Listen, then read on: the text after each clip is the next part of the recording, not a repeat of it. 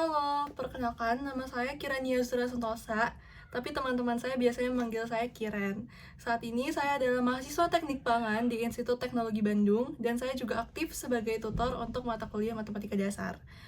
Nah, meskipun saya kuliah di jurusan yang tidak terlalu fokus ke matematika eksak, tapi justru saya menemukan kesenangan tersendiri ketika mengajar dan mendalami kembali konsep-konsep matematika yang mendasar. Makanya saya bisa aktif menjadi tutor seperti saat ini.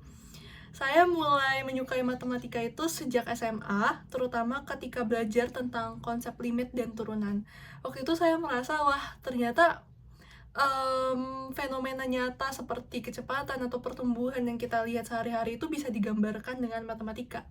Makanya dari situ saya tertarik untuk memahami bukan cuma dari rumusnya, tapi juga logika dan makna di baliknya. Saya memilih untuk mengajar kalkulus karena menurut saya ini tuh adalah fondasi penting yang bisa melihat cara berpikir logis dan runtut.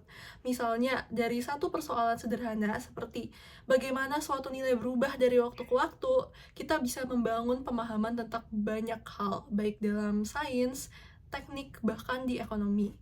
Hal yang paling menarik bagi saya dari kalkulus adalah bagaimana kalkulus itu mampu menjembatani dunia yang ideal matematika dengan realitas yang kompleks. Misalnya, integral itu bukan cuma soal luas kurva, tapi juga bisa menggambarkan total energi, konsumsi bahan, atau bahkan volume air dalam pengolahan pangan.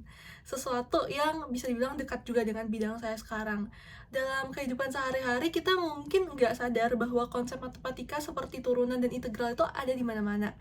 Di bidang pangan misalnya, kita bisa pakai turunan untuk melihat laju perubahan suhu dalam proses pemanasan makanan. Atau kita juga bisa pakai integral untuk menghitung total kalor yang dibutuhkan dalam pasteurisasi.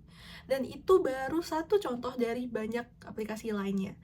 Makanya buat saya, menjadi tutor itu bukan cuma soal mengajarkan rumus, tetapi juga membantu orang lain menemukan pola pikir yang kuat dan rasa percaya diri dalam menghadapi tantangan akademik.